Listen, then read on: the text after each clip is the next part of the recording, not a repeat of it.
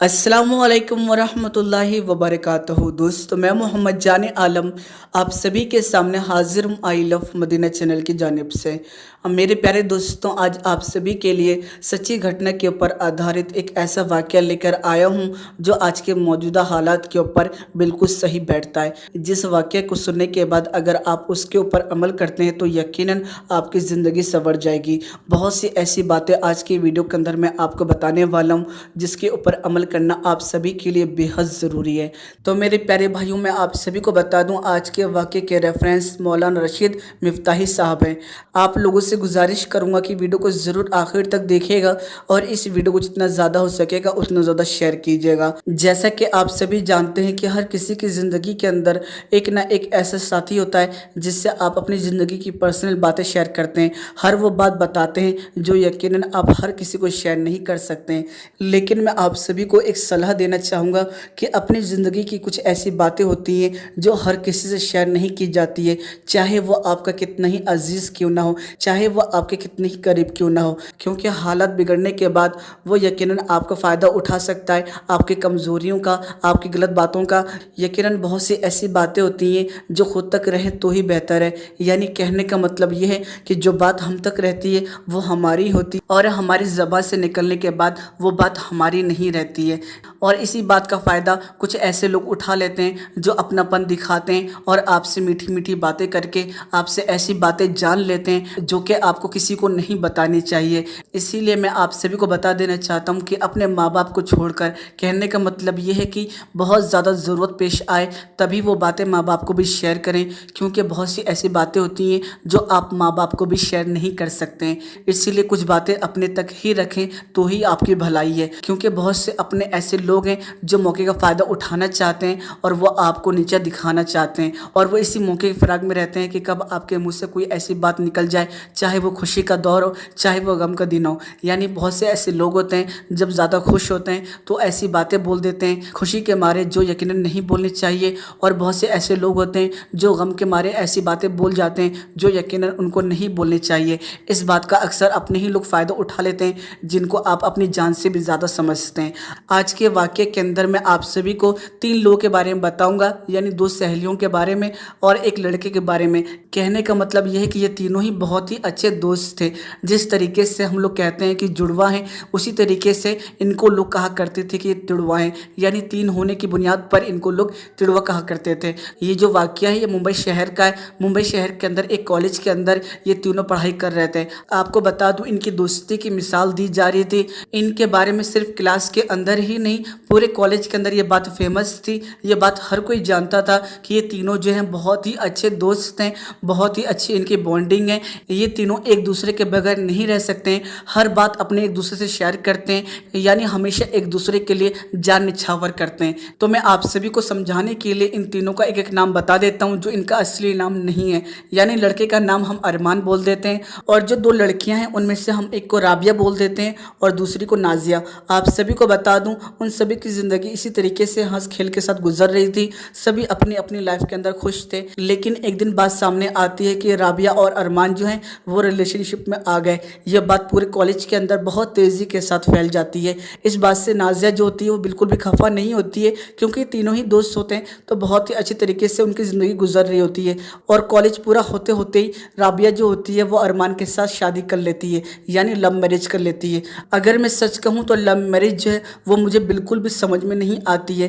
कहने का मतलब ये है कि लव मैरिज के अंदर अक्सर देखा यह गया है कि शादियाँ जो होती हैं वो अनसक्सेसफुल हो जाती हैं। यानी अगर हम बात करें तो 100 में से सिर्फ 20% ही शादियाँ लव मैरिज के अंदर सक्सेसफुल हो पाती हैं, और अरेंज मैरिज की हम बात करें तो यकीनन उसके अंदर 80% जो शादियाँ होती हैं वो सक्सेसफुल हो जाती हैं। मेरे प्यारे दोस्तों, लव मैरिज के हवाले से कुछ बातें बता देना चाहता हूँ। अगर आपको मेरी बातें समझ में आ जाएं, अगर आपको मेरी बात पसंद आ जाए तो यकीनन इसके ऊपर अमल भी ज़रूर कीजिएगा। मेरे कहने का मतलब यह है कि लव मैरिज जो शादियाँ होती हैं उनके अंदर होता यह है कि सामने वाला जो बंदा होता है वो आपके सारे राज जान चुका होता है।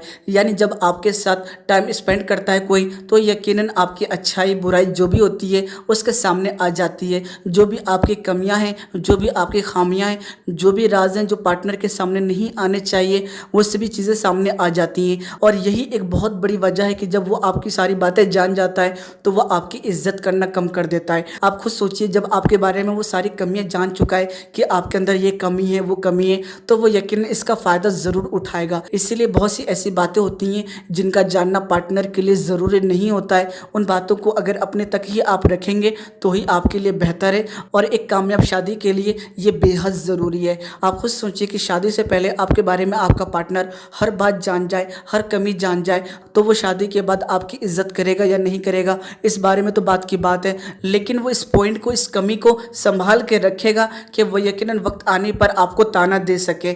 और अक्सर आपने इस चीज़ को देखा होगा कि लव मैरिज के अंदर एक पार्टनर दूसरे पार्टनर की जो होता है वो इज्जत नहीं करता है, यानी तू तड़ाक से बात करता है। मैं सभी के बारे में बात नहीं कर रहा हूँ, लेकिन अक्सर बेशतर यही चीज़ देखने को मिलती है। जो मेरी नज़र के सामने आई वो बात मैंने आपको बताई। और अरेंज मैरिज के फ़ायदे ये हैं कि आपकी बातें सामने वाला जो पार्टनर होता है वो नहीं जानता है, और वो आपको समझने में ही यकीनन सालों गुजार देता है, जिसकी वजह से मोहब्बत जो होती है वो बरकरार रहती है। और आपस में यकीनन मोहब्बत जो होती है, एक बॉन्डिंग जो होती है, जो रियल लव होना चाहिए, जो रियल मोहब्बत होनी चाहिए, वो आपस में पैदा हो जाती है। और बहुत से ऐसे राज होते हैं जो सामने वाले पार्टनर को नहीं मालूम होता है, इस वजह से वो आपकी इज्जत भी करती है और शादी के अंदर कोई दरार नहीं आती है। यही एक कामयाब शादी का राज है।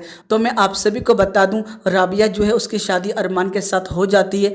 कुछ दिन जो होती है शादी वो अच्छे से गुजरती है, सब कुछ सही होता है। लेकिन फिर कुछ दिनों के बाद अरमान जो होता है वो अपना रंग दिखाने लगता है, यानी वो राबिया से दूर होने लगता है, राबिया को इग्नोर करने लगता है। अगर किसी बात के ऊपर नाराज़गी होती है तो यकीनन अरमान जो होता है वो राबिया के ऊपर हाथ भी उठा देता है। तो ये चीज़ देखकर राबिया जो होती है वो बड़ा हैरान होती है, परेशान होती है कि ऐसा कैसे हो सकता है कि शादी से पहले तो ये मेरी बड़ी इज्जत करता था, मुझसे बहुत ज़्यादा मोहब्बत करता था, मैं अगर नाराज़ हो जाती थी तो मेरे बगैर खाना नहीं खाता था, लेकिन आज ये मुझसे दूरी बनाने की कोशिश कर रहा है, मुझसे बातें नहीं करता है और मुझसे अलग अलग रहने लगा है। ऐसी कौन सी बात है? तो ये बात राबिया के दिमाग के अंदर बहुत तेज़ी के साथ घूमने लगी, उसे परेशान करने लगी। और जैसा कि मैंने आपको बताया कि राबिया की जो सहेली थी, यानी जो दोस्त थी, उसका नाम नाजिया था, वो उससे अपनी हर पर्सनल लाइफ की बातें शेयर किया करती थी।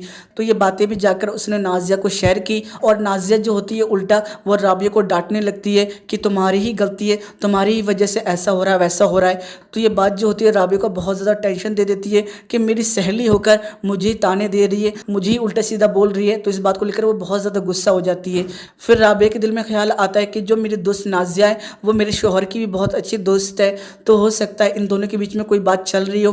तो इस चीज़ को लेकर वो बड़ा परेशान होती है। फिर वो सोचती है कैसे भी करके मैं अपने शोहर का मोबाइल चेक करूँगी, लेकिन राबिया का जो शोहर होता है वो मोबाइल दिखाने से मना कर देता है। तो फिर उसके बाद राबिया जो होती है वो नाजिया का फ़ोन मांगती है, लेकिन नाजिया जो होती है वो भी फ़ोन को दिखाने से मना कर देती है। तो इस बात को लेकर राबिया जो होती है वो बड़ा परेशान हो जाती है कि ज़रूर कोई ना कोई बात है जो ये दोनों मुझसे छुपा रहे हैं। तो एक दिन राबिया किसी न किसी तरीके से नाजिया को अपने घर पे बुलाती है, और बातों ही बातों में राबिया जो होती है वो नाजिया का फ़ोन ले लेती है और उसे चेक करने लगती है। और उसके बाद राबिया जो होती है फ़ोन के अंदर मैसेज पढ़ने लगती है। जैसे ही वो मैसेज पढ़ती है तो उसके पैरों तले ज़मीन खिसक जाती है। यानी जिस सहेली के ऊपर, जिस साथी के ऊपर वो सबसे ज़्यादा भरोसा कर रही थी, जिसको अपने दिल की बात शेयर करती थी, वही धोखेबाज निकली। कहने का मतलब ये है कि नाजिया और अरमान का पहले से एक दूसरे के साथ चक्कर चल रहा था। ये दोनों एक दूसरे से कई मरतबा मिल चुके थे, डेट कर चुके थे। तो ये चीज़ देखकर वो बहुत ज़्यादा परेशान हो जाती है। और उसके बाद राबिया जो होती है फ़ोटो गैलरी चेक करती है, तो उसके अंदर देखती है कि नाजिया के साथ उसके जो हस्बैंड होते हैं उसके कई सारी फ़ोटोज़ होती हैं, और ऐसी ऐसी फ़ोटोज़ होती हैं जिसको देखकर शर्म आ जाए। और मैसेज में बहुत सी ऐसी बातें लिखी हुई थी जो राबिया के दिमाग को घुमा रही थी। यानी नाजिया ने कई मरतबा अरमान को मैसेज करके ये बात बोली थी कि तुम राबिया का साथ छोड़ दो, तुम मुझसे शादी कर लो, तुमने वादा किया था तुम मुझसे शादी करोगे, हम दोनों एक दूसरे से प्यार करते हैं, तुम जल्दी ही राबिया से अलग हो जाओ। तो इस तरह की बातें नाजिया ने अरमान से कर रखी थी। और राबिया के होश तब उड़ गए जब राबिया ने उस मैसेज को पढ़ा जिसके अंदर जो बातें शेयर किया करती थी वो नाजिया से, वो सभी बातें नाजिया ने तोड़ मरोड़ कर उसके शोहर को, जिसकी वजह से अरमान और राबिया के अंदर लड़ाइयाँ हुआ करती थी। तो मेरे प्यारे भाइयों, इसीलिए कहते हैं कि अपनी हर बातें हर किसी से शेयर नहीं करनी चाहिए, और जिसे ख़ास तौर से आप अपना समझ रहे हो उन्हें तो और शेयर नहीं करनी चाहिए। तो ये ज़िंदगी के अंदर अमल में लाने वाली चीज़ें जिसको अगर आप ज़िंदगी के अंदर अमल में लाते हैं तो यकीनन आपके लिए बेहतरी होगी। क्योंकि बहुत से ऐसे लोग होते हैं जो ये बात कह देते हैं कि हम तो खुली किताब हैं, हम अपनी बातें हर किसी को शेयर कर दिया करते हैं, हमें कोई परवाह नहीं। लेकिन उन्हें इस चीज़ का अंदाज़ा नहीं होता है कि कोई उनकी बातें जो हैं वो दिमाग के अंदर नोटिस करके बैठा हुआ है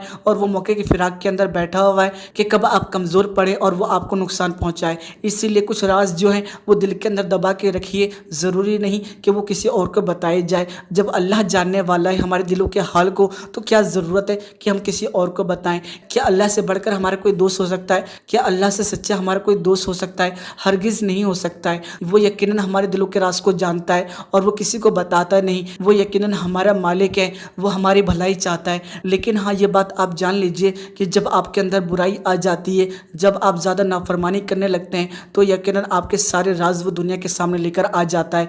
इसीलिए अल्लाह की नाफरमानी मत कीजिएगा और अल्लाह को राज़ी कीजिए। अल्लाह को राज़ी करेंगे तभी आपके जो रिश्ते हैं उसके अंदर मिठास पैदा होगी। और ज़्यादा बेहतर रहेगा कि आप लोग अगर शादी करना चाहते हैं तो अरेंज मैरिज शादी करें, जिसमें आपकी ज़्यादा बेहतरी है। क्योंकि आपने अपनी आंखों से इस चीज़ को देखा होगा कि आपके माँ बाप ने अरेंज मैरिज किए तभी उनकी शादियाँ जो हैं इतनी ज़्यादा सक्सेसफुल हैं। और आपने इस चीज़ को भी नोटिस किया होगा जिन्होंने लव मैरिज शादी की है वो यकीनन बहुत ही कम ऐसे लोग हैं जिनकी शादी कामयाब हुई है। मेरी नज़र में अगर बात करूँ तो इक्का दुक्के ही ऐसे लोग नज़र आए हैं जिनकी शादियाँ कामयाब हुई हैं। बहरहाल मैं आप सभी को बता दूँ, वो चाहे लव मैरिज हो या अरेंज मैरिज हो, दोनों की कामयाबी का राज यही है कि शौहर और बीवी जो हैं वो यकीनन एक दूसरे से मोहब्बत करें, वो किसी और की तरफ निगाह ना डालें। अगर वो पार्टनर की इज्जत करते हैं, पार्टनर से मोहब्बत करते हैं, किसी और के ऊपर निगाह नहीं डालते हैं, तो यकीनन वो शादियाँ कामयाब हो जाती हैं। अगर आपके शौहर की नज़रें भटक रही हैं तो ज़रूरत है कि आप उसके सामने ऐसी चीज़ें करें जिससे वो आपकी तरफ तवज्जो करे। ये बहुत ही ज़्यादा ज़रूरी है जो मुझे लगता है कि आपको बताना चाहिए।